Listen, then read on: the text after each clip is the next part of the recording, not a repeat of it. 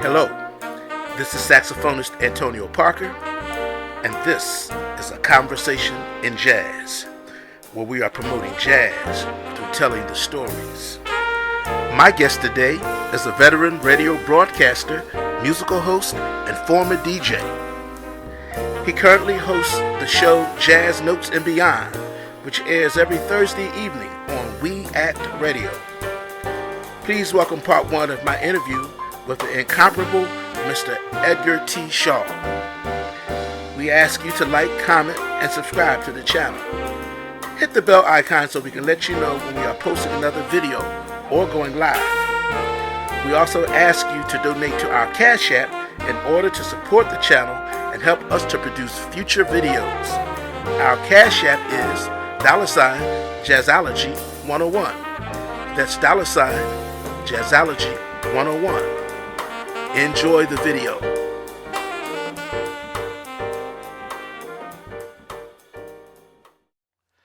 Hi, I'm saxophonist Antonio Parker, and this is a conversation in jazz.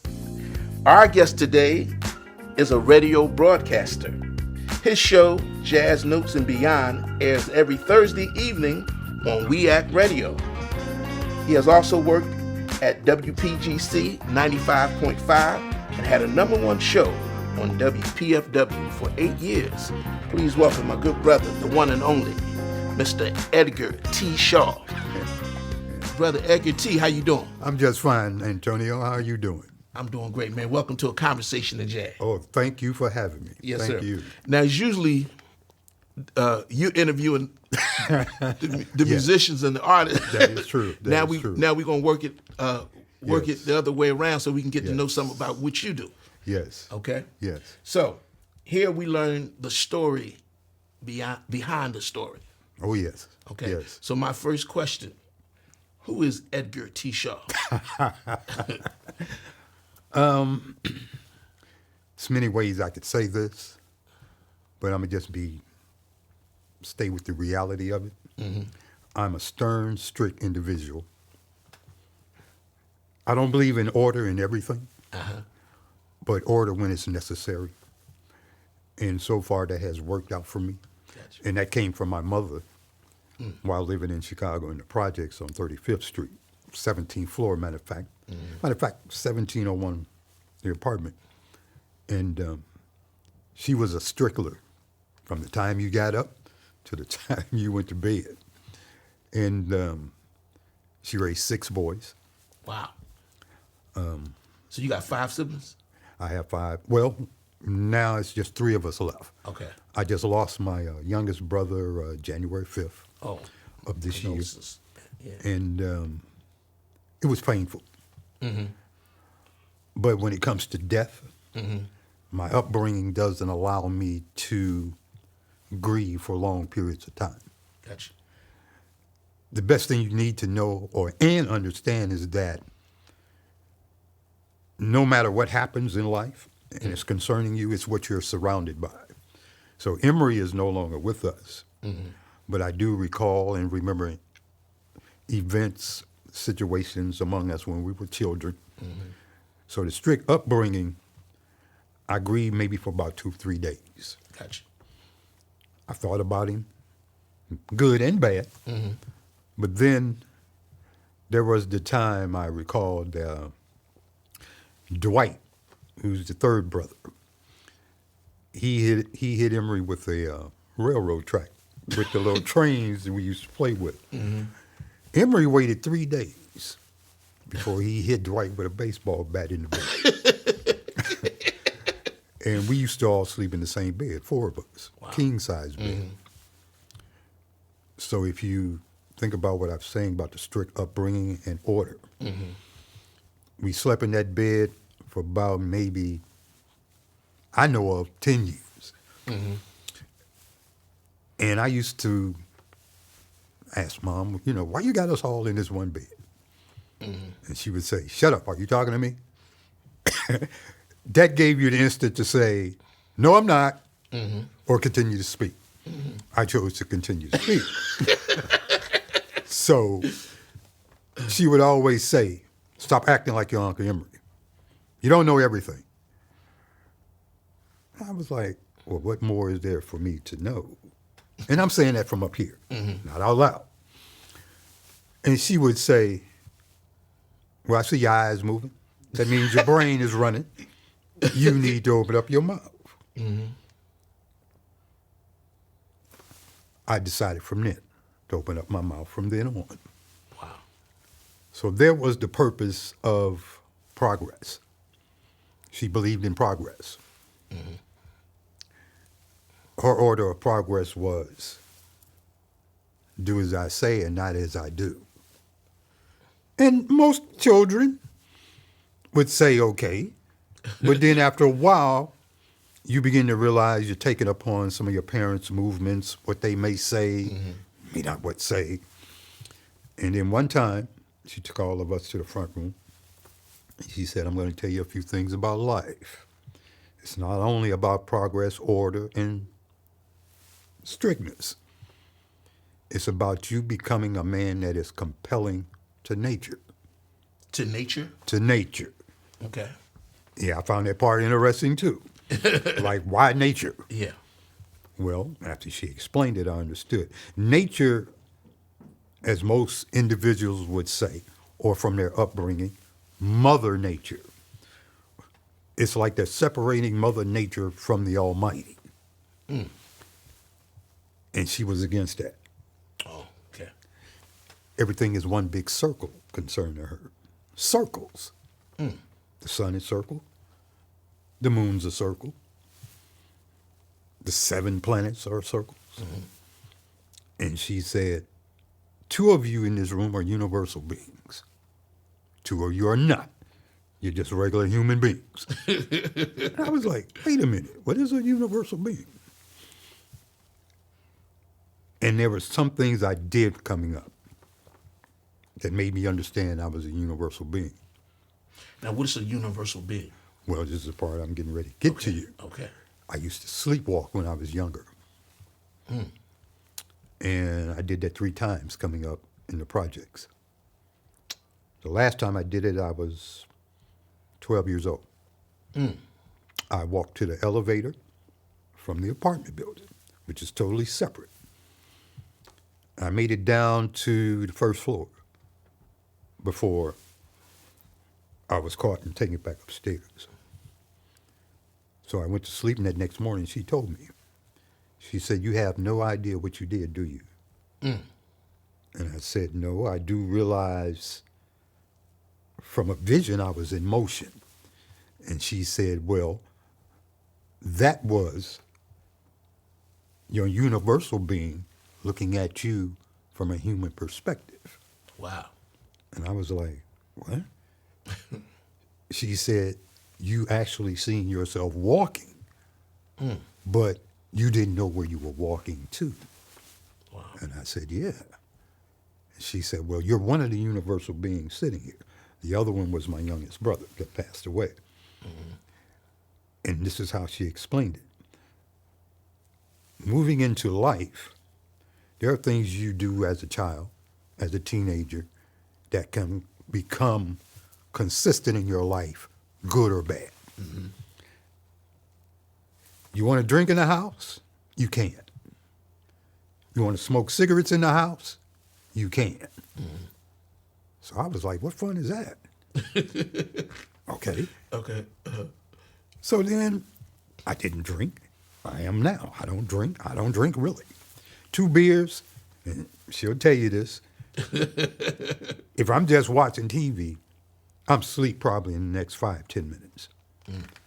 So what happened is, from being a universal being, I begin to understand and check out nature more so as opposed to the schooling. The sky, the different clouds, the different names, animals. Looking at the grass or looking at the trees. Some people just walk. They don't observe. Yeah. They just walk. Wow. To get rid of clutter in my mind, there is no clutter. Gotcha.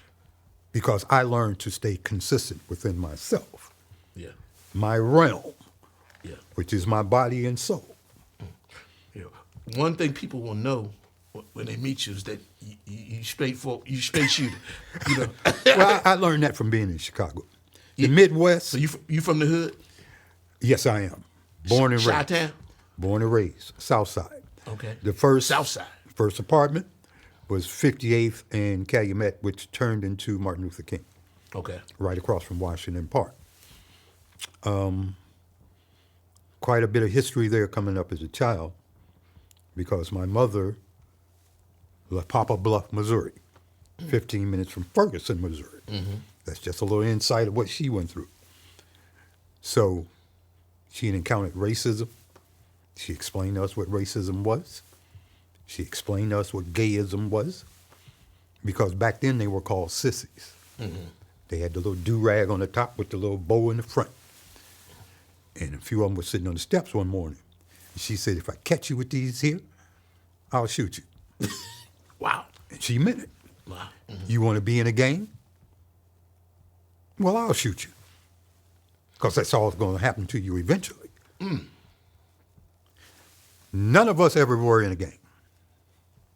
I have 4 cousins in a gang. I have 3 uncles in the black mob. We were never bothered or touched, except for by the Jones boys. Lived in the same building from the 14th floor. And they would kick our butts.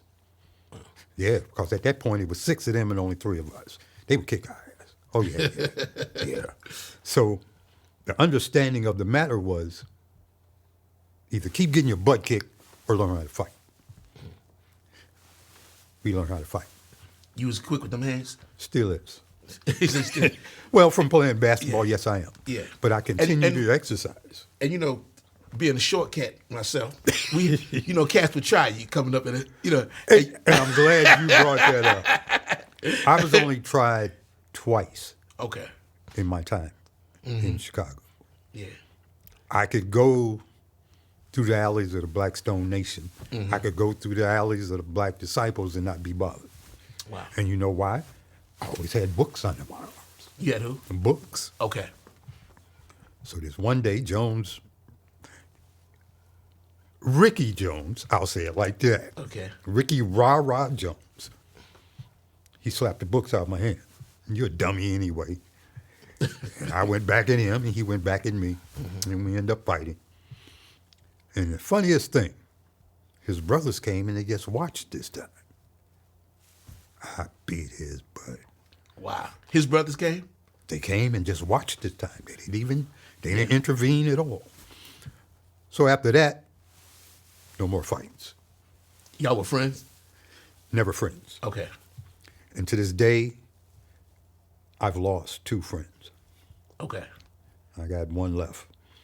But coming up in Chicago is not for the meek and mild. Mm-hmm. Most children, adults, know how you're going to turn out from the way you began. Mm-hmm. In some instances, that's sad to say. But I grew up in a compelling manner of order. Mm-hmm. My uncles didn't allow it either. Mm-hmm. Talking about wearing braids back then? Oh, no. About 4 years old, my braids were gone. They were gone. Uh-huh. I might have cried for about 30 minutes, and my mother was like, if you don't cut that out, they ain't growing back, and you're not going to get any more. Mm-hmm. So uncles were stern about growing up how to be a man. Mm-hmm. And I learned that. Yeah. And coming up through the years, I've seen a difference in men. I understand why sisters go through what they go through sometimes. Mm-hmm. You got an incorrect man, you got an incorrect family. Mm-hmm. So it's hard to grow up in that. Now, was your dad around? And I'm glad you got to that, because I was going to. Yeah. I never met my dad. Oh, wow. Don't know what he looked like. Don't know how short he is or how tall he is. Wow. Don't know if he's skinny or if he's fat. But here's the interesting aspect of this. The wife and I went down to Missouri. We was talking to my mother. Blah, blah, whiskey, weed.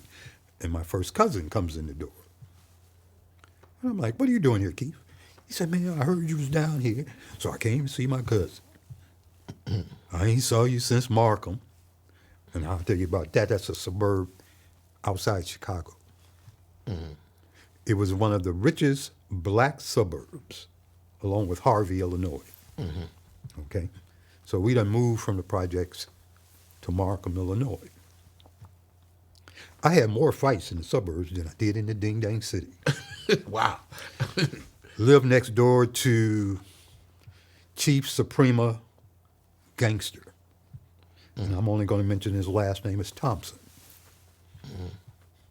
He ran things. Me not knowing this, he has 5 brothers. So it's 5 of us, 5 of them. We were going to Thornton Township High School, number 1 high school in Illinois at that time. We jumped a grade. And I never considered certain situations coming up in Chicago. I never knew my mother had gave us all an IQ test. All our tests we took, me and my brothers, the IQs were very high. So I was like, game plan is beginning to be put together. Well, damn, I'm smarter than you. I'm sharper than you. And people need to understand this. Intelligence and smart is not the same thing. There are those that are intelligent and then there are those that are smart. Then there are those that have both. I'm one of them. Okay. Universal beings, I found out, will use all capabilities and abilities while on this earth. Wow. Now I know you're always very confident. Yes. Yeah. And that came from my mother and my uncle Emery. You've always had that? Yes. It served you well? Yes. And then there are times when you can just be too dang smart for yourself. That has happened. Okay. And I'm going to mention this one time. We had already moved to the suburbs. So I'm a grade ahead. 8th grade, and then I'm going to go to high school. So I'm going to Warm Palm and Hazel Crest, Illinois. Predominantly white suburb. We had to go through there to get to Warm Palm. So this one day, white boy, Caucasian, or whatever they're calling themselves today, he stopped about 4 or 5 of us. Don't walk in front of my house. I said, we're not really walking in front of your house. He said, what do you mean? I said, we're walking on the sidewalk, which goes past the front of your house. He said, boy, how old are you? And my brother next to me, Leonard Leroy Bolden, and we called him Roy. He's about your complexion. He said, who the hell are you talking to, white boy? And I said, Roy, not today. He said, yeah, today. So Dwight agreed with him. I said, no, we don't need to do this. We need to get our butts to school. So Roy looked at him. He said, we'll be out of school at 3 o'clock. I said, Roy, we just moved out here. We don't know nothing about what's getting. He said, well, I don't know nothing about the white man, and the white man don't know nothing about me. I said, well, you're right about that. All these races on this one planet, all these races at one point had their own countries. A lot of them still do. But the mixing bowl we call America, this is when me and my brothers began to learn. We get to school, 3 o'clock. I said, Roy, we're going to do it the back way. He said, no. We're going past his house. I said, well, there are other white people. They live here.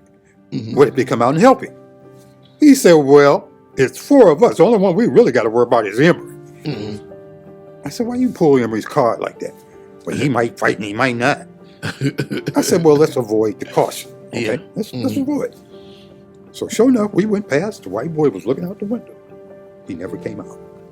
Wow. And Roy said, lesson learned, learn today. I said, no. I said, a lesson learned today is we encountered a white boy, and I don't think we encountered him correctly.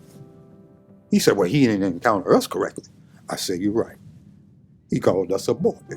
He said, I look like a boy to you? I said, yeah, you are. We're all still boys. Yeah. But we're not grown yet, Roy. Yeah. He said, so if we get... I said, no. We got to take this one step at a time because we in new territory. Yeah. And that's how we called it. Jesse Owens. A lot of people remember him from the Olympics. Mm-hmm. Jesse Owens, after 2 weeks, came to the house. To your house? Jesse Owens sold my mother the house. Really? Wow. The name of Markham was not only Markham, Illinois, it was Markham, Kingston, Green, Illinois. Wow. Number one black suburb in America. Mm-hmm. Notice I didn't say Illinois, America. Okay. Education, economics. Thornton Township High School in Harvey, Illinois. Wow. If you wanted to make furniture, you could learn to make furniture. Mm. You wanted to make jewelry, you learned to make jewelry. Wow. I chose graphics, art. Mm-hmm. Mm-hmm. I learned how to read blueprints. I learned how to make houses from the tripods. Wow. I learned a lot from Thornton Township High School. I learned how to sing. And that's when this started. Yeah. Next thing I know, the choir's behind me and I'm in front. You sing? I still do every now and then. Well, you got that bass, Barry White kind of thing? No, baritone. Baritone, okay. But if I need to hit the bass, I can. Okay. If I need to hit a higher octave, I can. Yeah. I may mess around every now and then and remember Yeah. Stuff like that. Yeah. So once my mother found out the skills that each one of us had, all of us could draw. I have paintings from my brother Emery and my brother Roy on the wall in my house. Wow. And they look like professional paintings. Really? Yes. The drawing he drew of me and my wife on our wedding day still sits on the wall. Wow. He even drew one of Malcolm X that didn't make it in the house. It disappeared. But I know So who you got come from some good stock. it. And now that you said that part, the good stock came from my uncles.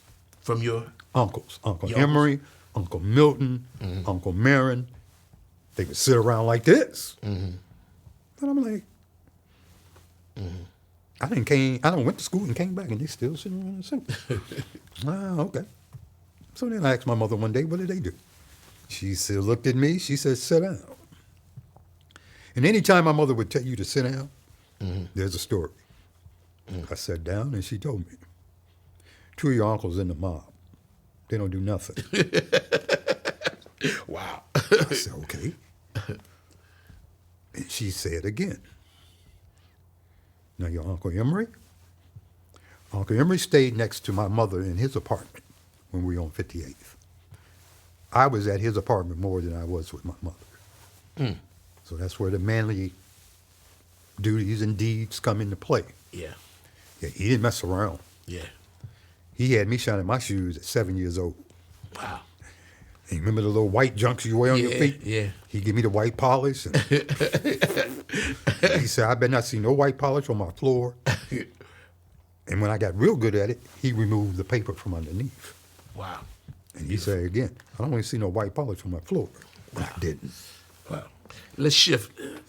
Okay. I want to get into, because I know I want to get to this radio thing. Okay. But I want to, what kind of music were you checking out coming up? Music, woo. That's when Shot-Town was thumping, bumping, grinding, shaking. My mother was the dancer in the family. I took that after her. We still in suburbs now.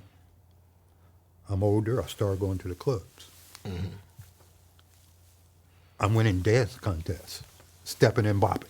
Now, no freelancing, stepping and bopping. You all call it hand dancing here in D.C. Mm-hmm. So, music, Shy Lights, Derek Butler. Oh, can't leave him out. Brooke Benson. Mm-hmm. That was my mother's favorite. Platters was her favorite. She liked Temptations. Mm-hmm. Yeah. And I'm speaking first Temptations without the changes. Yeah. 4 tops. Wow. Man. Malachi Thompson, trumpet, jazz. Dawkins, Ernie Dawkins, who I would meet later on in radio. There was the big monograph with the 2 big speakers on the side. Yep. I remember And the that. stereo player in the In the middle. middle, yeah. Remember that. When my mother gave the parties, I couldn't go to sleep because I'm in the bed doing this, and my brothers is looking at me like, go to sleep. So I'm like, I would act like I'm going to the bathroom. So after 10 minutes, my mother's opening the door like, what are you doing in here? You're not using the bathroom. Uh-huh. And she would say, what are you doing in here? One more time. That's why I'm listening to the music. All right, since you up, come on. She gave me a stack of 45s like that. Mm-hmm. She said, you put the 45s on the spindle. Mm-hmm. I was like, what? Just put the 45s on the spindle. I started putting the 45s on the spindle. I noticed the adults start dancing. So I'm like, Put some more on the spindle. And it dropped down. Now keep in mind, I don't know the name of the artist yet, but I know what the music sounds like. Gotcha. Okay? So, this one time, I put Frank Sinatra on. And everybody stopped. What the hell is your son doing? Is that ding-dang Frank Sinatra over there? So, it was Frankie singing his... Here's the thing about Frank Sinatra. I didn't really look at him as a singer. I looked at him as a person that played on the words. When he did jazz, there was only certain jazz tunes that fit him that he could do. And there's one, I can't remember, where he's up under the lamppost and he's with his cigarette. And I said, this dude really think he could? And I said, okay, got a nice suit on, got his hat on. And then you look at the R&B cats. Temptations. Sometimes bow tie. Everybody's coordinated. 4 tops too. Emotions. I'm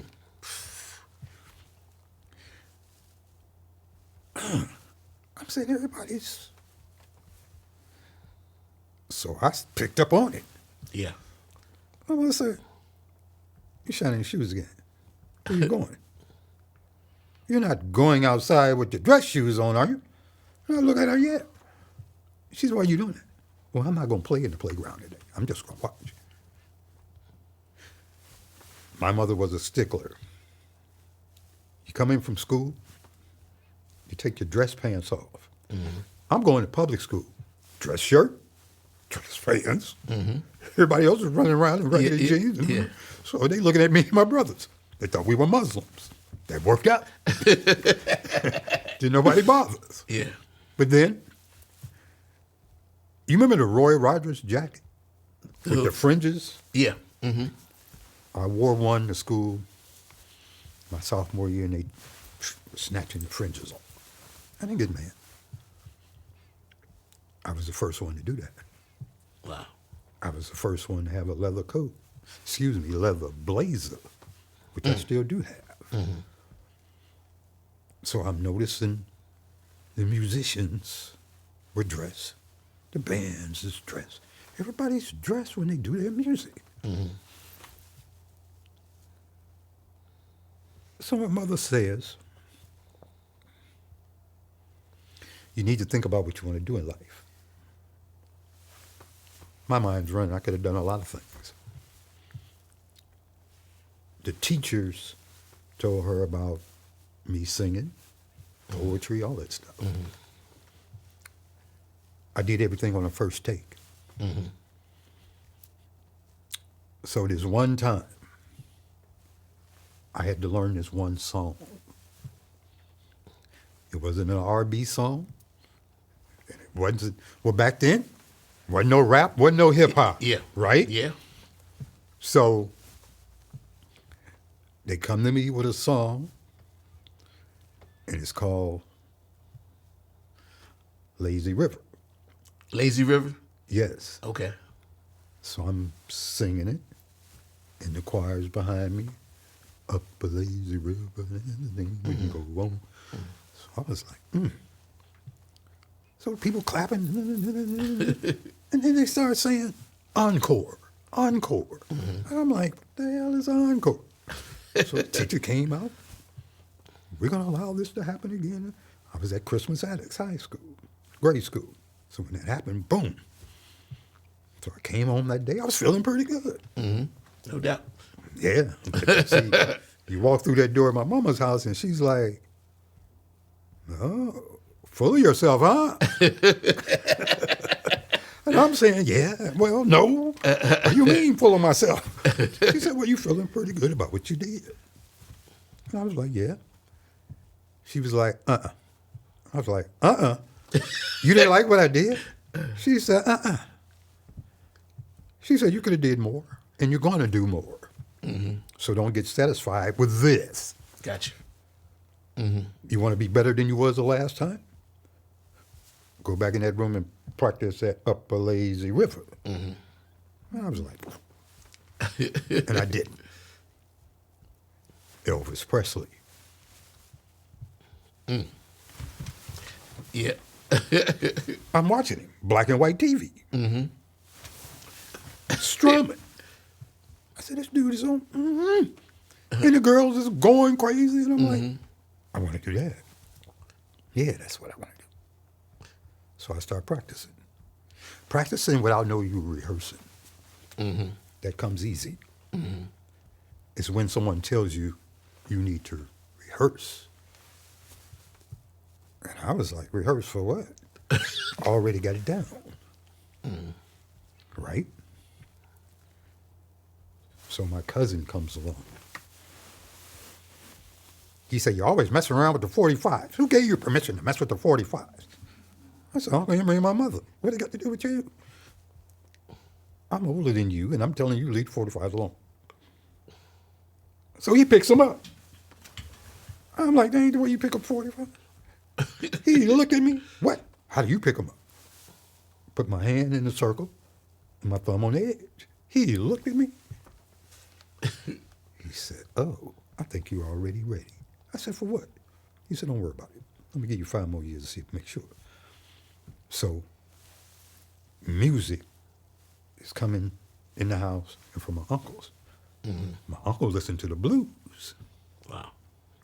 Coco Taylor, Howlin' Wolf, the white boy. The 2 white boys that could blaze. Can't even think of their name right now, but they was tight. So I'm singing on the way to school. I'm singing coming back from school. So my mother was saying, what about music as one of your majors when you go to college? I was like, I don't want to go to college. I'm barely ain't even in high school yet. Yeah. So then she told us the big news. Mr. T, Robert Townsend, Shaka Khan. They lived in the next building over from us on, we had stayed in 3547, they were in 3633, which is the next building right across. Wow. I'm not going to blurt out Shaka Khan's real name because she wouldn't want that, even though it's a lot of people that know her by her real name, but she prefers You knew Shaka Khan? I didn't meet her till later. I met Mousy of the Shy Lights later. Mm-hmm. Charles and old boy of the Dells later. Shaka's from Chicago? Yes. Okay. Robert Townsend, the actor from Yeah. Chicago. Yeah. Yes. And it's funny because Kamon Freeman, who owns We Act Radio, everybody ain't from Chicago. I said, well, all that music you just put in there, Earth, Wind, Fire. I said, yeah, of course, Shaka. Sly and the Family Stone. I said, yeah, they from Chicago too. Everybody ain't from Chicago. I said, dude, did you do your homework before you? So when he found out, he came to me, what? Man, what did you do? I said, well, I know the ones from Chicago, New York, L.A. You only had a few in Florida. The Mecca for jazz has always been D.C. I've always heard that since I was little. But it's in and out. You've heard that the Mecca for jazz was D.C.? Yes, even back then. Okay. Yes. Not New York? No. Here's the fascinating thing about New York. New York is the Mecca for musicians to see if you can stay with what's happening. Okay. D.C. is the Mecca for artists, talent, and for progression in the music. Okay. That's the difference. So if I told Vince Evans, oh, you think you can really play, huh? Go up to New York. I don't want to hear that. Go up to New York. Well, he did think he was all that, and he still is. But what I'm saying is, you have a background for authoritarianism in the music. Nothing's going to change that here in D.C. I wouldn't care if it is President number 47 that wants to put himself as chairman of the Kennedy Center. Yeah. That changes immediately when another race wants to intervene. So I learned all that. There was a club my cousin used to spin records at called the Southern Lounge on 159th in Harvey, Illinois. I came in there one night, saw this woman I was dealing with. She had told me she was sick and didn't want to come. So I done walked up in there and she in there with another man. But here's where the strict of being raised in strict in order. I looked at her. I walked over and said, how you doing? Thought you said you were sick. So I went, and I was getting ready to make a move, but my cousin came out, and this is just what he did. We're not having that in here. I said, having what? He said, we're not having it. So he took me in the DJ booth. My cousin Cheetah took me in the DJ booth. He said, when we have parties at your house, do what you do. I said, what are you talking about? He said, spin some records. I'll be back. So he's kind of huffy. I'm huffy. And it kind of reminds me of Alan Johnson. Because Alan Johnson reminds me of Les McCann. Les McCann? Yeah. Yeah, yeah. That is the best piano playing I've ever encountered. Les attacks the piano. Alan Johnson attacks the piano. Yeah. He's not waiting on it. Yeah. I've seen the piano try to catch up with Alan. I've seen that. Yeah. So my music is beginning to take effect now. He didn't come back to 3 o'clock. 1:30. He didn't come back to 3 o'clock. And he says, you enjoy yourself? I said, yeah. I said, this is all right. Spinning records? Yeah. Okay. Okay. So he looks at me, he said, yeah. Come back Saturday and Sunday. I was like, hey, what about Friday? He said, no, I don't come in that Friday. I came anyway, but he wouldn't let me touch the records. So I asked him, I said, why did you do that? He said, well, you got some skills that I'm getting ready to hone for you.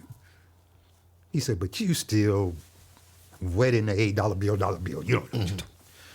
So he said the big prime question. What did you notice when you were in here spinning the records? And I said, what do you mean, the name of the records? He said, no, the audience, clown, the audience. I said, well, they were dancing. He said, that's it? I said, yeah, that's what I saw. They were dancing. When I put on slow music, they dance slow. They dance fast. He said, see, you missed it. I said, what is it I miss? He said, well, know it all. The dance floor was never empty. I said, what?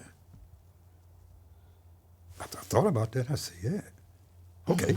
Yeah. La-di-da. He said, see there, you're still not getting it. I said, all right. So I graduated. This is all in high school? Yes. Okay.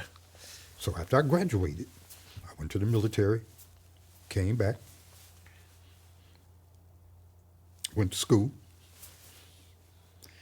got an AA degree in business administration / music.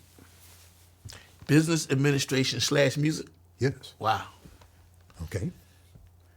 So the thing was that understanding music, you must understand yourself first.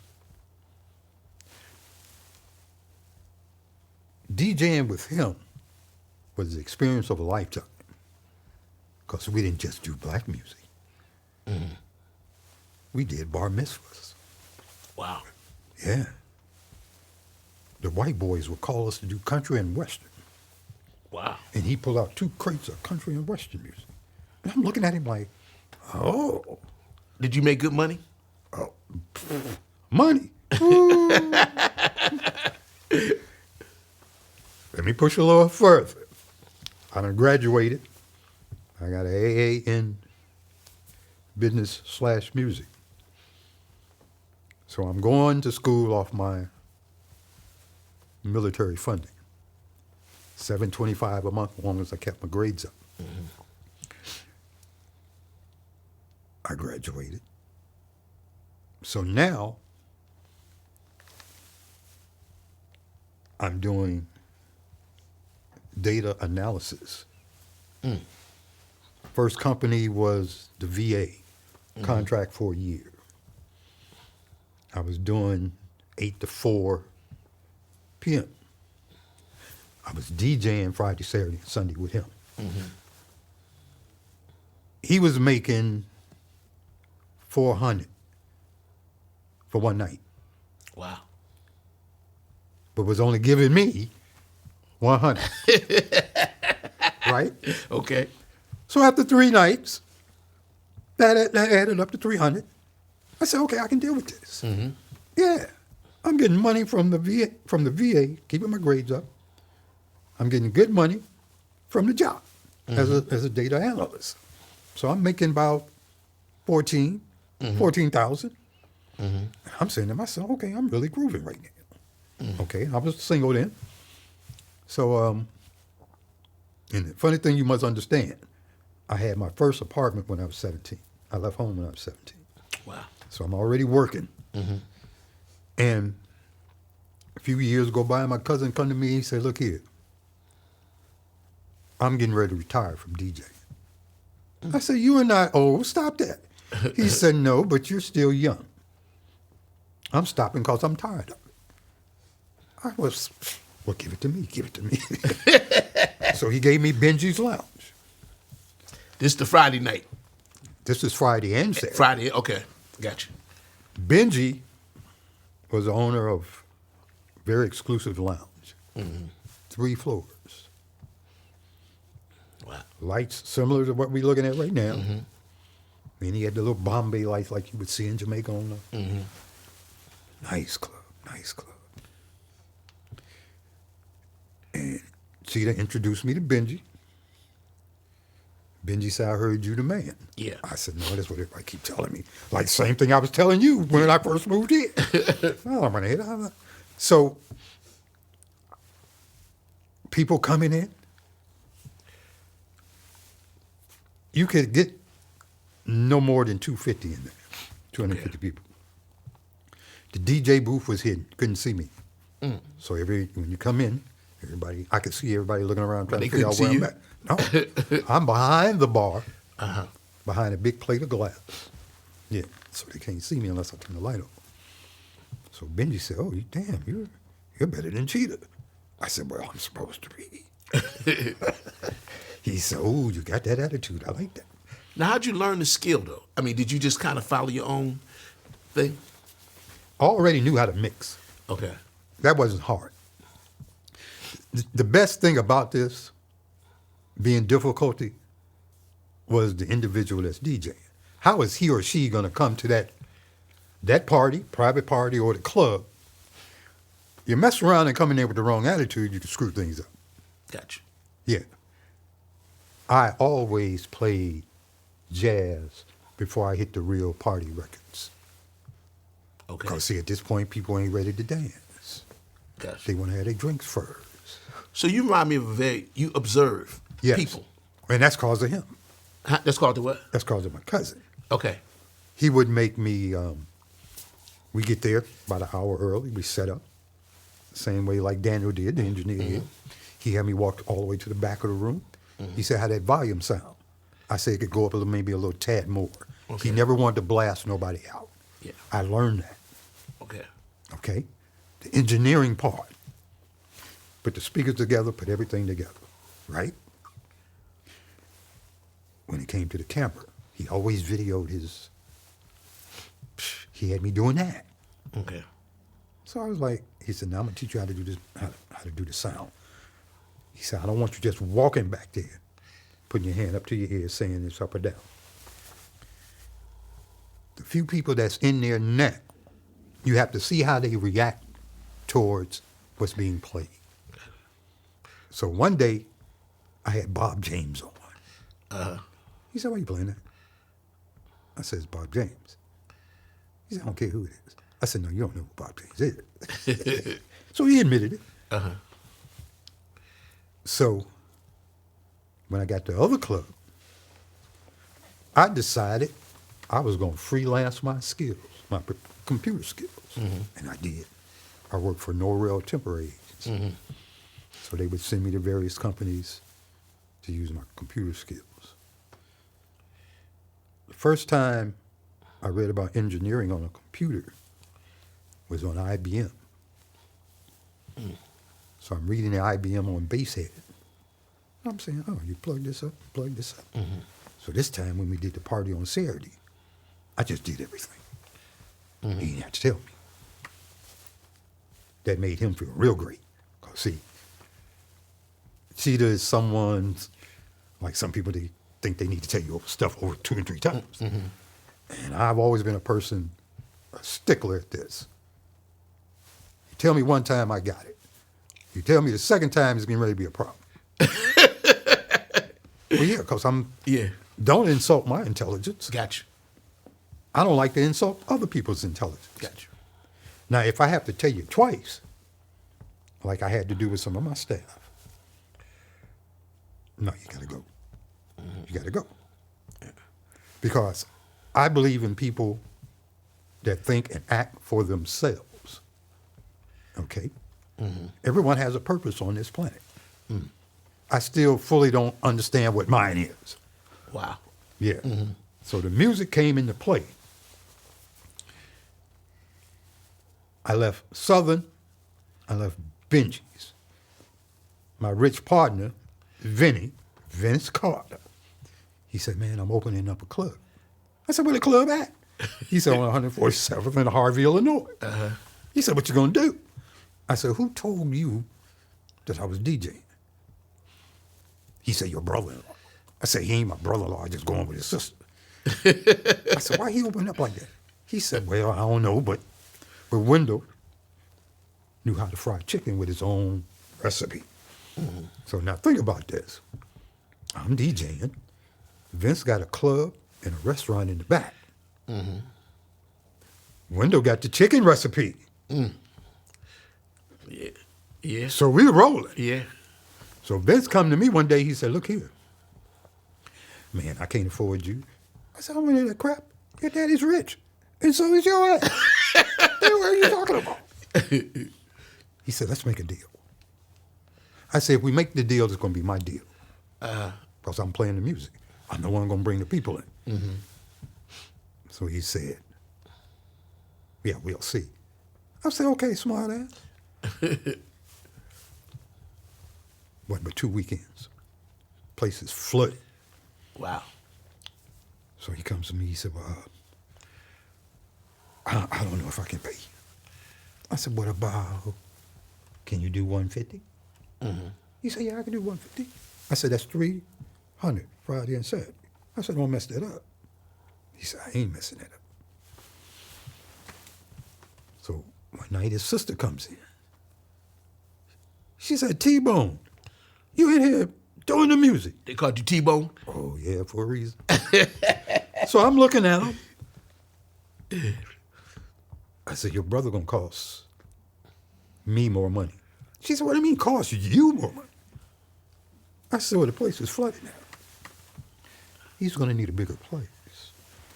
Mm. So she told him, man, he came to me, he said, bigger place? Are you crazy? I said, Vince, after a year, you're gonna need a bigger place. So I go in there one Sunday, and this man is sitting next to me. His name is Charles. His name is? Charles. Uh-huh. Charles of the Dells. Wow. I don't know this. Okay. We playing backgammon. $50 a game. Wow. I'm beating him. I'm taking 200 from him almost every Saturday. Every Sunday, I mean. Oh, boy. So he got to fussing one night. I was like, I said, dude, you can't afford no more money. You didn't need me playing. Yeah. He said, I think you're cheating. I said, come on, man. The intelligent don't have to cheat. Mm-hmm. I said, smart people do. You're not intelligent. Yeah. So when my cousin found out, he comes down the aisle, and he's moving kind of fast. I'm looking around like, where you going? Because I thought something happened. He said, come here. So we go outside. He said, look here, don't play him no more. I said, what are you going to do, shoot me? He said, don't play him no more. I said, why are you talking to me like that? He said, that is Charles of the Dells. Wow. I said, the Dells? He said, yeah, the Dells are from Harvey, Illinois. Wow. I said, they live in Harvey? He said, yeah. Wow. I said, so you really don't want me playing him anymore? He said, no. Don't play him. Don't play anybody no more. You just the DJ. Stay there. No more, no less. So I agreed. Then he introduces me to Mousy of the Shot Lights. Wow. I meet Jerry Butler. But then when I met big time, I used to snap his fingers all the time when he was singing. I can't think of it right now. Guitarists. Mm-hmm. I met quite a few. So did becoming a DJ, mm-hmm. did you start now checking out music, actively pursuing, checking out different types of music? Yes, I did. Okay. I went away from what radio was playing, but I stayed with the top five. With the who? Top five. Okay. Whatever the top five of the charts was, that's what I was doing. Yeah. Anything and everything else was coming from the top of my head. How'd you get into jazz, like straight ahead? Like, I mean. Well, the jazz came from, like what I was telling you earlier, like when we go do other parties, especially private parties, or even when I was at the club. I started out with jazz. This way, when you're coming through the door, and you must understand this about us as black people or African Americans, as they say. We come through the door, the first thing we want to do is have a drink. Yeah. We're not ready to dance. Yeah. Okay, so they go have a drink, and I just put you in that mode. And I keep you there for a I moment. mean, were you playing Train and all that kind of Cannonball? I was not playing Cannonball yet. Okay. The only, I would slip in with Miles Davis with Freeloader. Okay. It's like I didn't play for 2 hours. I'm ready to take a break. Mm-hmm. I'm going to play Freddie Freeloader. Yes. Okay. And behind Freddie Freeloader, you'll never guess. Never guess. You mean after that? After I'm Fred? playing an organist. Been around. Jimmy for- Smith? Charles Early. Okay. Okay. So, and this is before he came out with Night Talk. So I'm putting sound beats together in my head as I play. And I remember these from weekend to weekend. So as we graduate to maybe, say, early 80s. So that kind of gives you an edge when you go into broadcasting and ready. Well, And, we ain't even talking about the edge yet. yeah. Because my voice, I found out how to use my voice from singing from grade school to high school. I entered the choir in high school, and then I quit. Yeah. But So you learn breathing. Oh yeah. And the whole Oh, yeah. And it's the same thing as an actor when you're speaking. Yeah. Yeah. Yeah. It's like grown men having a conversation. Yeah. And then your voice goes from this to and I'm looking at it like, hey, keep the bass in your voice, dude. It's grown men standing here. There are things that will happen in your life or at that time will change your voice vocals. Yeah. So you have to understand how to control them. So I learned how to control the music. Controlling the music controls the audience. No doubt. Wow. So by the time I ran into major players on stage, I was already grounded. Wow. Yeah. So they could come to me and say, I know you heard that. Yeah, I did hear that. You screwed up. Yeah. But the audience didn't hear, so don't worry about it. So here you as a DJ. Okay, you're DJing. Did you have at some point your eye on going into radio? Yes, I did. Intentionally. Intentionally. Okay. I'm DJing at Vinny's. Okay. I'm still there, right? And I need any and everyone to understand this right now. There was this fine lady walked into the DJ booth one day. Her handle was LaDonna Tittle in the middle. WVON. Uh-huh. At that point, WVON had Herb Kent, Purvis Spann, Michael Bazin came later. This is in Chicago. This is in Chicago. Okay. All these are Chicago DJs. Gotcha. So she came in the second weekend. I left the door unlocked. I said, what are you doing back here? What? She said, Edgar, look here. You know who I am. I said, yeah. You can dance too. She said, when were you dancing? I said, she said, you know you're messing around with your skills. I said, LaDonna, stop messing with me. She said, see, that's what's wrong. You're so serious. I said, yeah, why not? She said, I ain't got time to be messing around with you. I'm trying to do my thing. So now at this point, I'm making the $300 per night. Gotcha. And she says, you ever thought about radio? I said, for what? She said, you funny. I said, no, for what? She said, well, number one, you got a voice. Number two, you know what to do with the music. And you know what to do with the audience. Wow. Well, yeah, if I saw a woman in a red dress on stage, I might say, hey, lady in the red. Hey, lady with the dress. Yeah. You know you the best. Everybody else can't take that test. Yeah. Lady in the red. Yeah, I would do, I just mess with people doing certain things. So she said to me, you need to come to my radio show. I said, okay. So later on that night, I was like, yeah, all right. I did really think she was joking. I didn't show up. You didn't show up. No. But see, the thing about it, LaDonna was a regular at the club. She was pissed. Now, I want any and everyone to understand what I'm getting ready to tell you. She's in a series that was called The Shy. The bald-head dude that shot the little boy was her grandson. The old lady in there with the little gray hair, that's LaDonna. That is LaDonna Tittle. Wow.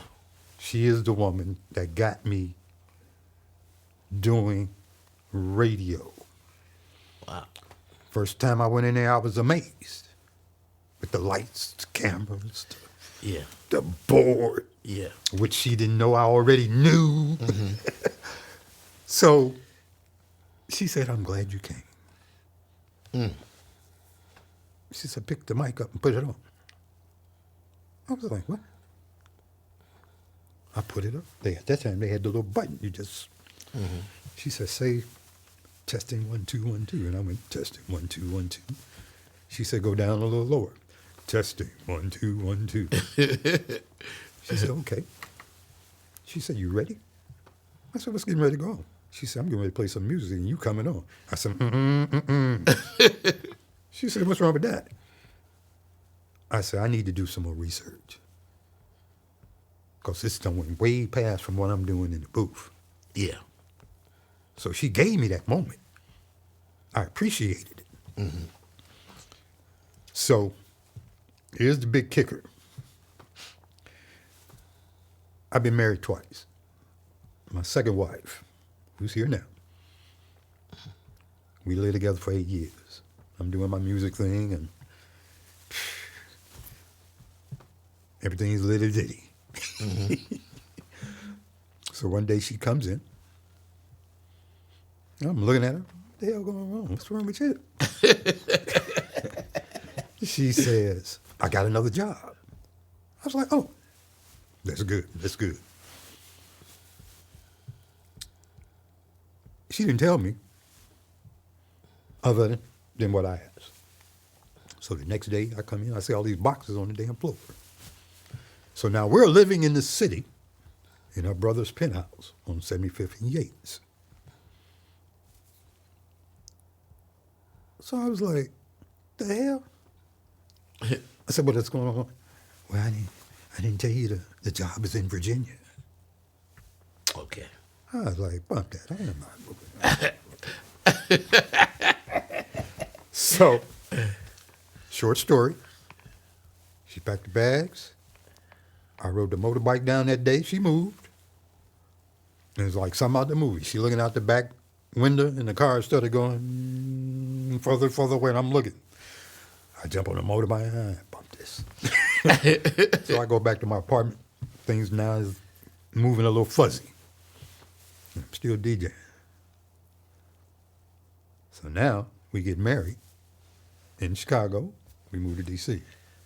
So I was going to ask you, how'd you get to DC? Well, that's part of how I got to DC. Okay. Gotcha. She was already here. Gotcha. She had been here a year and a half, and I finally decided to buy the ring. Okay. I see this nugget ring in Fisher, which is a Jewish store downtown. It's a nugget ring with the diamond on the top, 3 tiers. So I said, let me grab this. And I walked in. Oh boy looked at me. He looked me up and down. He said, you dress well. I said, yeah, you do too. He said, what can I do for you? I said, I need that ring right there. He said, oh, thinking about getting married, huh? I said, nope, getting married. You said get it. Yeah. So I bought the ring. Like I said, we got married. I moved to D.C. I started freelancing my computer skills. I got bored with that. Now, what year is this around? The computer, I started freelancing my skills in 90s? 93, 94. Okay.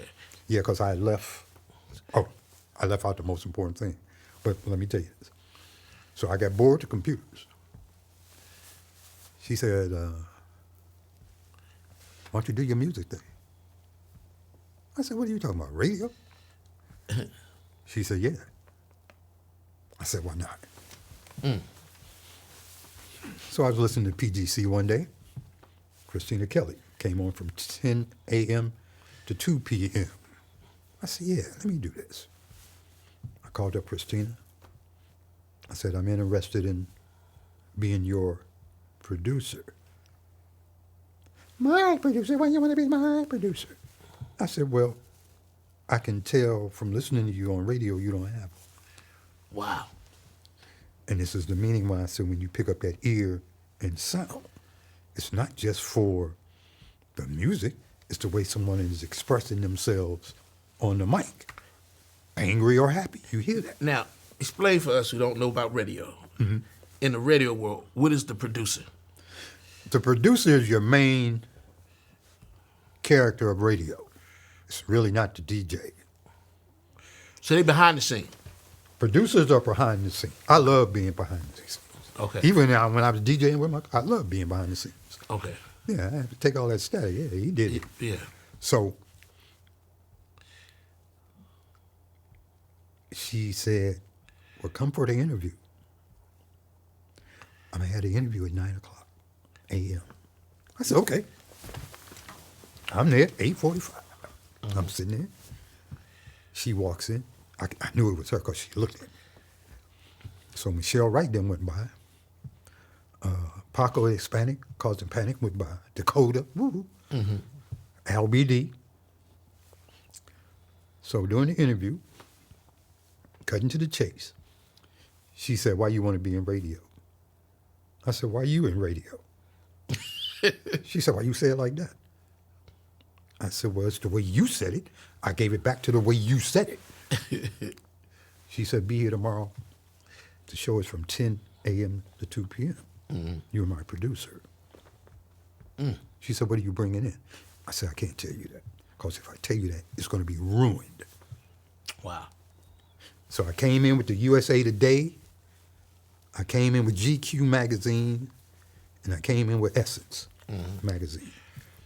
She didn't see them. So there's certain pages I cut out. So anything and everything I cut out or mentioned was going to be part of the show. Gotcha.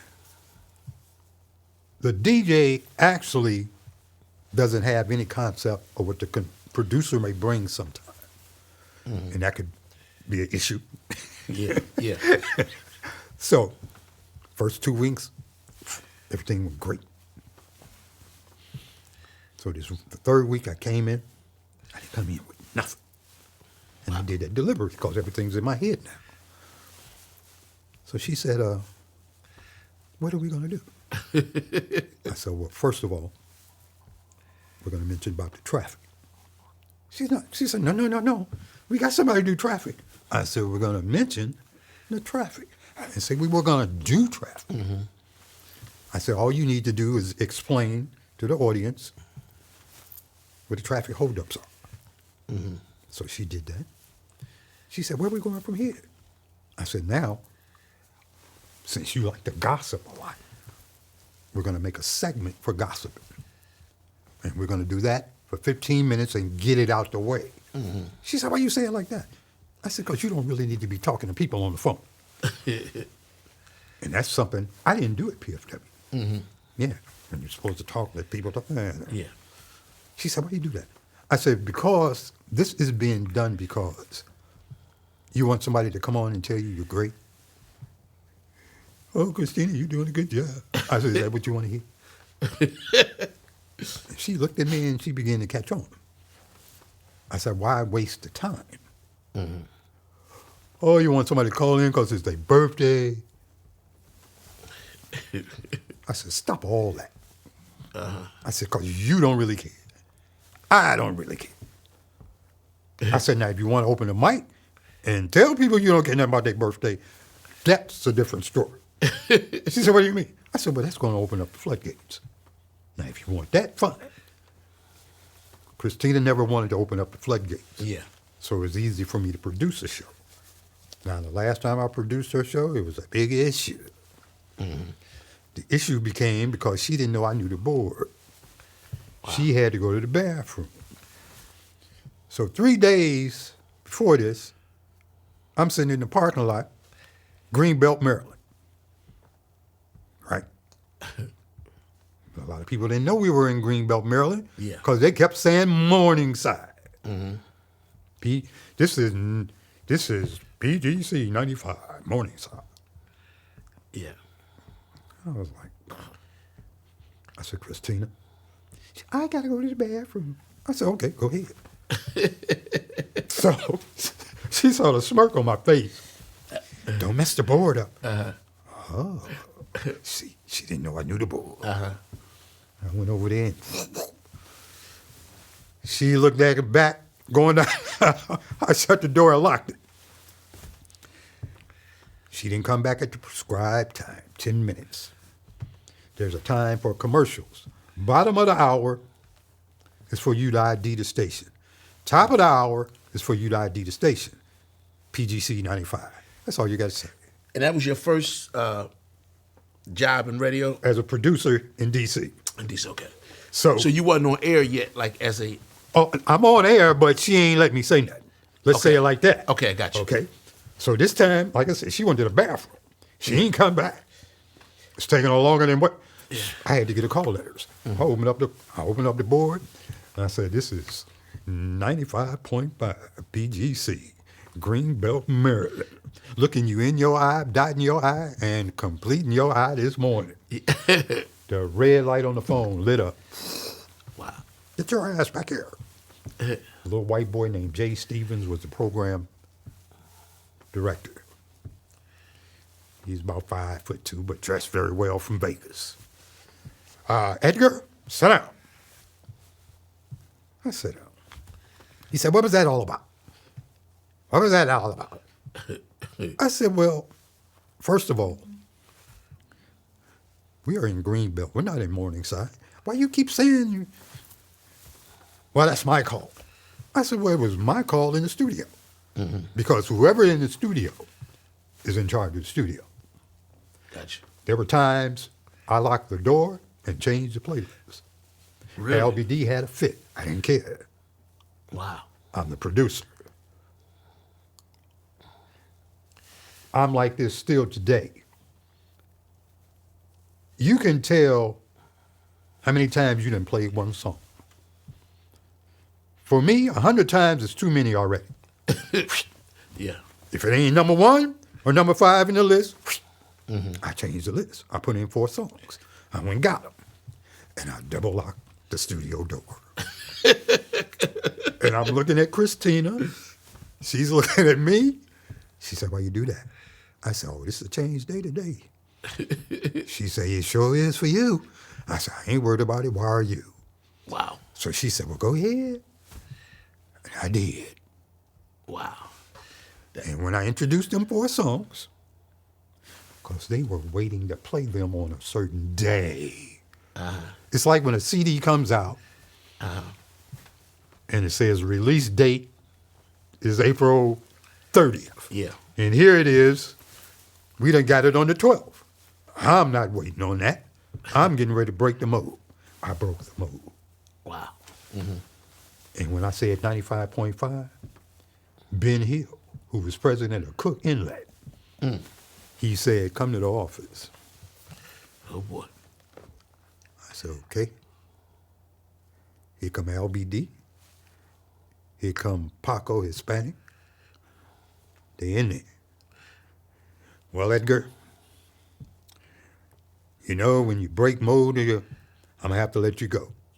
I said, okay, that's fine with me. I said, and he said, fine. He said, why is that fine with you? I said, because I don't think you all know what you're doing, really. He said, why you say that? I said, well, I have a business admin degree. Mm-hmm. You ain't been doing what you wanted to do for a long time. He said, you're a real smart ass. I said, yes, I am. I said, turn your radio on. He turned the radio on. I said, 1 notch to the right. Boom, bop. He looked at me. He looked at the radio again. He looked at me. I said, yeah, 95.5. He said, everybody else out. I sat there. He said, you're going to become my right-hand man. I said, nah. He said, what you mean? I said, didn't you just tell me you were going to have to let me go? Because I broke protocol. Wow. I said, sound like you agree with the new protocol. He said, I am the president of Cook Inlet. And you just revealed something to me that they should have revealed to me a long damn time ago. Wow.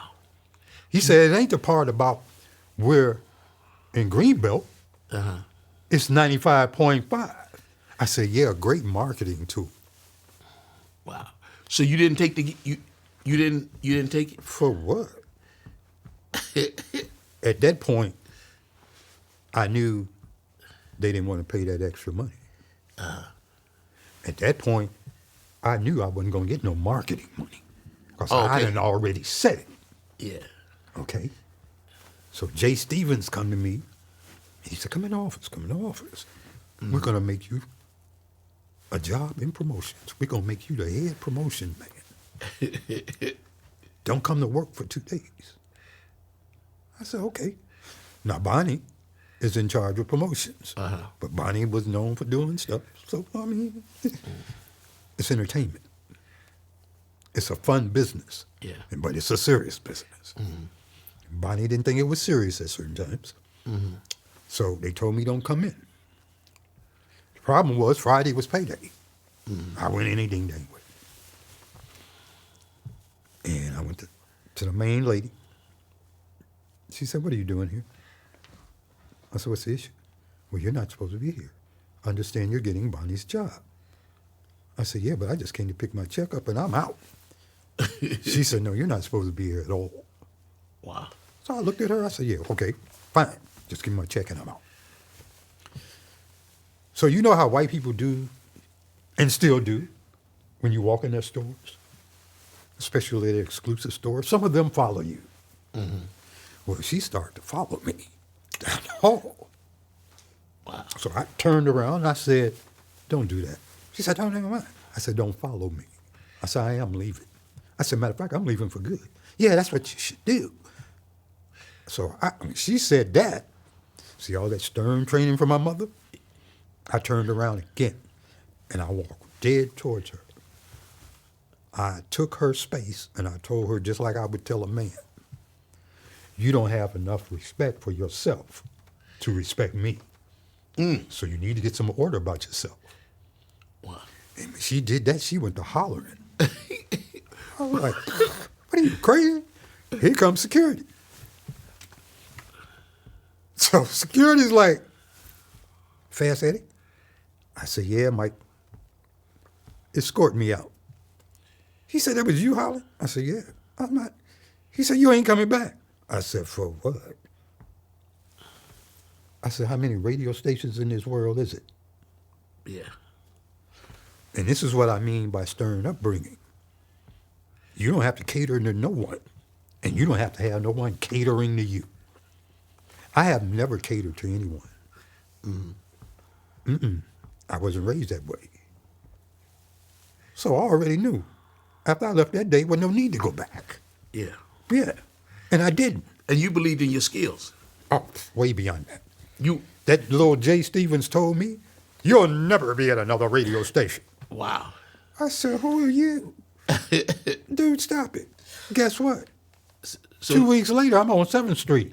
So this is a rhetorical question. Okay. Are you good at what you do? I'm beyond good. You have to understand this.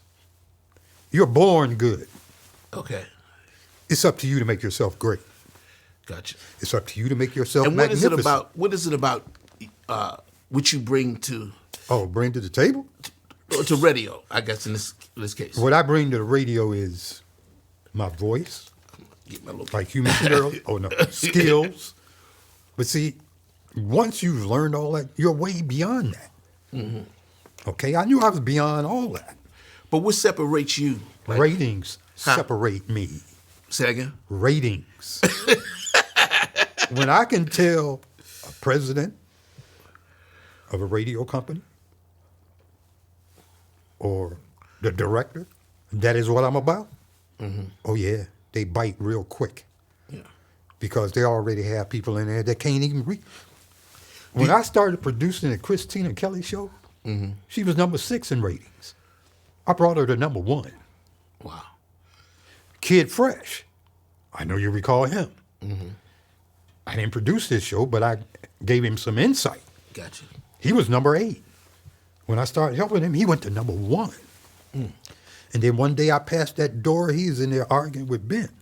And I heard him say, I'm tired of food stamp money. Wow. He was number 1 at that time. Wow. I stayed there for 2 years, so for 2 years he was number 1 already. Do you find that a lot of times, like working in radio, people see you as a competitor, and you got them haters, and Well, here's that part, and I'm glad you asked that.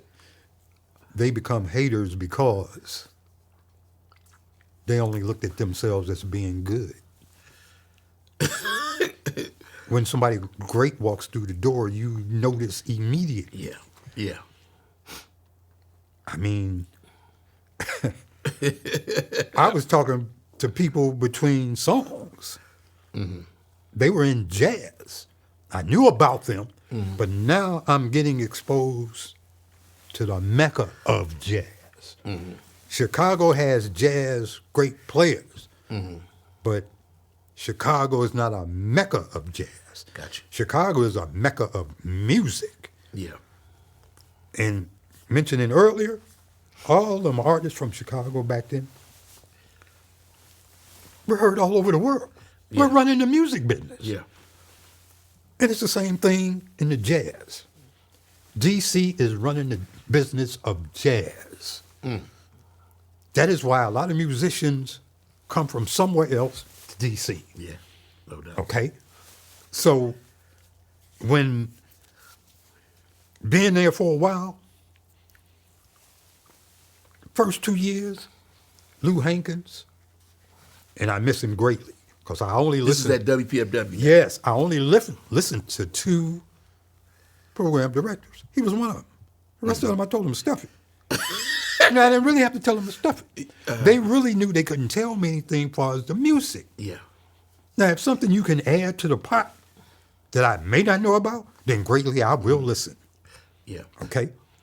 But then the haters, woo, love every last one of them. Why you getting all the music? Dude, if you can't figure that out, what is wrong with you? Then it's becoming the 5th year. My mailbox is running over. Wow. They started putting a little box down there with my music in it. So then one day, Lou came to me, Lou Hankins, used to be up WOL, AAK Red. He done been with Kathy Hughes and her husband. He already knows what to do. Wow. The first week at PFW volunteering, Bob Dorsey wasn't going to give me no DJ job. Wow. Eskia Muhammad, who was in charge then, no, he wasn't going to give me one either. Wow. Gail, that ran it then, Wow. she was interested. So Bob Dorsey came to me one night, and he said, I need you to sit in for so-and-so. I said, okay, 3 a.m. to 6 a.m. Man, it's smooth. He come in there that morning. You need to go talk to Eskia. I said, time to play the game. Eskia Muhammad, who's really from Chicago. The late, he passed. Oh, he passed? Yeah. See, I didn't know that. He wrote for the Final Call. Yeah. Screwed up. That's why he came to D.C. And he told me to my face, like he was supposed to, being from Chicago. And this is just how I said, I'm not giving you no radio job. He told you that? To my face. Wow. And I appreciated every minute of it. Because he didn't know what was coming next. Since you told me that, I'm going to have one. Wow. Lou comes along. He said, look here. Same slot. 3 a.m. to 6 a.m. I'm following X-Man. Wow. X-Man was a hater at first. Right? Then it was X-Man Nando. Then me. Yeah. Me and Nando was having so much fun in there. He called me 2 hours early one night. He said, you need to get to the studio right away. I said, Nando, what you done? He said, I ain't done nothing. Get your ass in the studio. I said, what's going on? He said, So I got there. Guess who was in there? Who? Mary J. Blige. Really? That's how tight he had it. Wow. I walked up in there and he's, so I'm sitting there and I'm looking, the eyes on me. She talking all cute and stuff. And he interviewed her. I'm sitting there. He said, how'd you like that? I said, that was great. I said, but you could have went a little bit deeper. Because remember, you in here for 3 hours. Yeah. He said, yeah, don't worry about that. I said, what's this on the table? He said, that's for you. I said, dude, I don't drink. He had left a half a bottle of gin, Seagram's. In Chicago, we call it bumpy face. Uh-huh. So I said, Nando, I don't really drink. He said, you don't want to celebrate with me? I said, celebrate what? He said, oh, they didn't tell you that. I said, no. He said, you got the show from 3 a.m. to 6 a.m. Wow. I said, who? He said, Lou. He said, Lou did that. So I said, okay, I'm going to sit here and wait for Lou. Wow. Lou get there at 9. He said, come in the office. I said, so you gave me the show, huh? He looked at me. He said, what do you got, ESP? I said, nah. I said, too many parrots in the room. So he said, yeah, 3 a.m. to 6 a.m. I like what you were doing. Now, understand this part about radio. Remember I told you you're supposed to ID the station, top of the hour, bottom of the hour? PFW wasn't doing that. There was only a few that was doing that. It was so much they weren't doing as producers of their own show. Lou came to me one day, he said, look here. You don't have to come to any of the meetings. I said, what the hell going on? He said, don't worry about it. We'll get on that later. But don't come to none of the meetings. And I didn't. So a year and a half, I'm engineering. This is part of the radio too. I'm engineering the Joni Eisenberg and the Kenji Torre show. Oh, wow. So you wore different hats in the... Many hats. Yeah. Because see, when I graduated from Columbia, Uh-huh. like I told you, I already knew the technical. Yeah. So they told me, go to PGC. You already know everything else, so just go to PGC and do your internship. Yeah. I never made it back. I graduated Gotcha. and then went right back to PGC. Yeah. Okay? So when I get to PFW, it's the same thing. Except a big ground, big pitfall. So I done left commercial radio to go to public radio. Mistake. Now let me ask you a question. You know, in public radio, you got some people that volunteer, and some people get paid. Yeah. What side were you on? I volunteered for maybe a little while. Okay. And it was time. Let's say 2 years. Okay. And I may not be exact on that. But, and this is what happened from that. Joni Eisenberg, one day, after I get through doing her show, I'm going in and tell her some things she need to do. So she agreed. She said, Edgar, we've been learning about radio from you.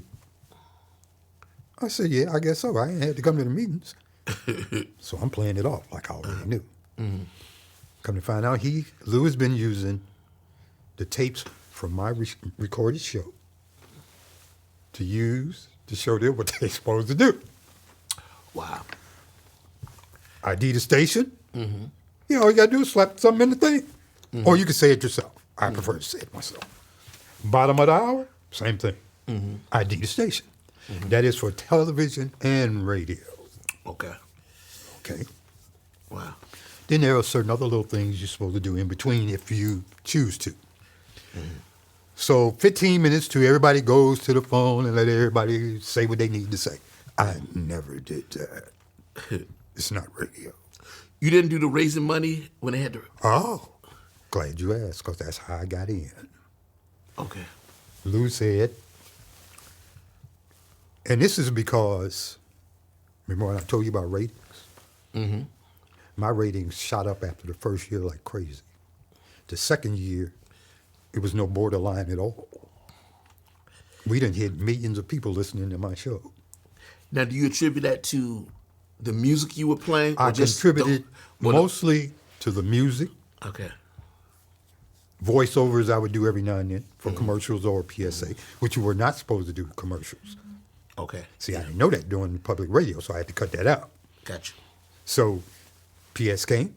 Sometime Lou had me do them, put my voice on them, or he had me do them independently. Okay. My show was an open board for me. Nobody else's show was. Wow. It's like a musician getting up on stage. Yeah. If you don't know the ding-dang song, Yeah. you better have the sheet music in front of you. Yeah. Okay. No doubt. So after she told me this, I went to Lou. We had a conversation. So he said, look here, I'm taking you off to 3 a.m. to 6 a.m. I'm moving you into prime time. I was like, what? He said, yeah, 7 to 9. I was like, oh, okay. Yeah. Because I knew what prime time was. Yeah. I expand that audience. Yeah. Yeah. Like a week later over. Wow. And he came to me again. He said, you got family here in D.C.? I was like, Lou, here we go again. Why don't you stop with the question? He said, no. You got family? I said, no, the only somebody here is my wife and my wife's family. And she ain't got too many here. He said, okay. I said, yeah, you looking at the ratings. You don't want to believe what you looking at. He said, yo, little smart $8 bill. I said, Lou, look here. I already know what I'm doing. You just catch it on. He said, no, I've been new. I just wanted to make sure. So then he said, you're going to help us raise some money. Now, here's what he didn't know about me raising money.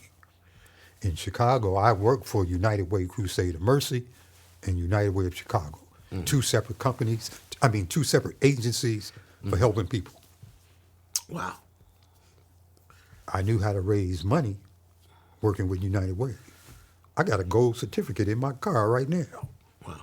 Yeah. And I also think a lot of that has to do with your personality. That too. So, it's this is the part I'm speaking about. Yeah. When he gave me the names of people that didn't have no audience, I mean, they had an audience, but there wasn't no audience. They wasn't making their goal when it come to raising money. My thing was, why don't you just get rid of them, get somebody else in here? You can avoid all this. Yeah. And he said to me, no, you're going to help them. I looked at him, I said, no, Lou.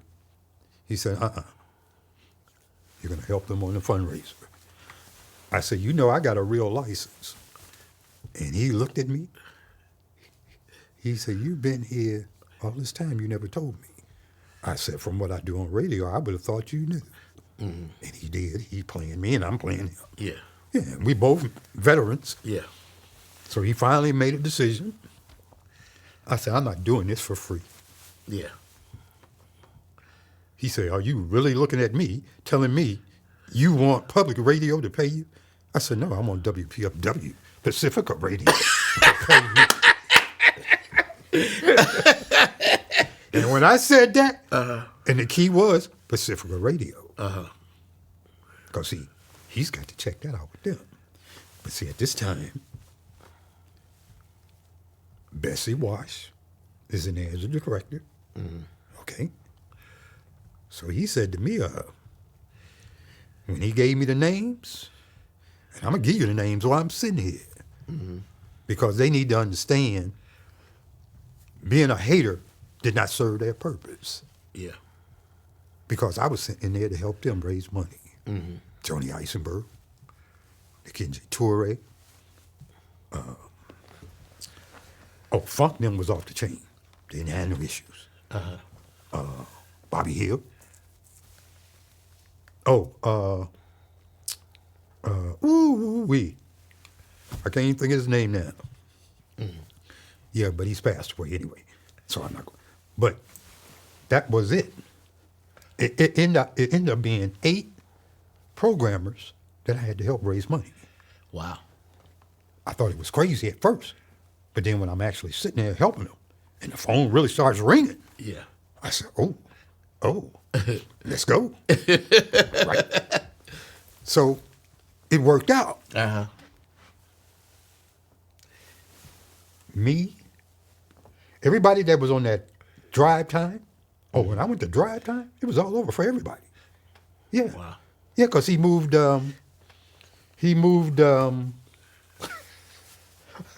what's my girl, a little slim. Katia. Nah. No, wasn't Katia. She lives in D.C. She's still there. I'll think of it later. Well, anyway, she was on Mondays from 6 a.m. to 9. I thought he was going to give me a skier spot. He said, no. I was like, who? What? He said, yeah, Monday mornings. You're starting off in front of everybody. Wow. And they're going to end up doing what you're going to do, or they're going to end up trying to follow. And I was like, I don't need nobody trying to follow. They need to find themselves. He said, no, I'm doing this for a reason. So I said, okay. And then the biggest thing was I had to learn to get my patience together, working with those that had been there way before I came. Yeah. 10, 15 years, why you still here?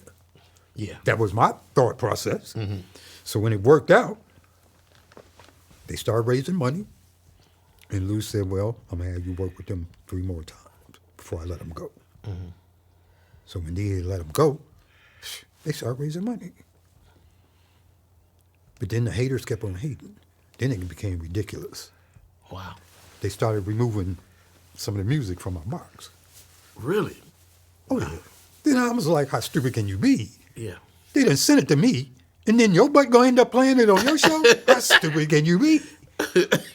So it happened a few times. I went to Lou, and he said, don't worry about that. He said, I'll take care of it. He said, that's pity for you. I said, sure is. I said, but I don't like pity pat messing with my goods. Yeah. So he took care of it. 2 letters were sent to me and about 10 other programmers trying to tell us how to do radio. So reading the letter, I figured out who the hell it was. I tossed it off. But then when Yolanda Turner got a letter, she got one. My main man there was a policeman. They used to play those songs back to back. He got one. Everybody got one except for Ron Pinchback that was on in the morning. So I'm saying to myself, okay, so this person done sent some new people a memo on how to do radio, and they couldn't do radio, they ding so. But they were all learning from me, still hating. Wow. So I'm saying to myself, well, you must not realize who you are if you still hating on me. And that's how I toss it off. When a person's hating on me, whether it be down on the court or in radio, that's how I toss it off. You don't really know yourself. You say down on the court. Oh, yeah. I still play ball. You got skills? I got skills. Don't let me come out of retirement now. I'm going to advise you right now. I'm going to post you up so fast you ain't going to know. Because I'm going to use your weight against you. And it's amazing because... Yeah, you look like you're in great shape too, boy. Oh, she'll tell you. I try to stay that way. Yeah. It's important for any and everyone, whether you're a universal being or a human being, to stay in shape. No doubt. And this is what happened during the pandemic. When the pandemic came, our black people already know. You already got a bad heart. You already got a bad kidney. You got a bad whatever. No doubt. But see, you didn't go to try to take care of that from a doctor or exercise. Yeah. We don't even want to speak about not taking a vitamin. There's so many black men, and they think they're going to walk around like that all their life without taking a vitamin. Yeah, you look strong right now.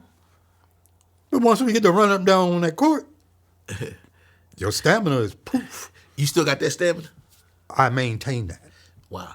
Because running track and playing basketball and boxing in high school, especially running track, you learn how to maintain Yeah. your core. You can't maintain your core. That's why you got all that energy. And they will look at me. Here's the funny thing about the haters. When I'm playing with them, and they call me Pops down at the court for a reason. Come on, Pops, man, get in the game. I'm like, dude, didn't you just hit 3 buckets? I passed you the ding-dang ball. Basketball is just like your job. Yeah.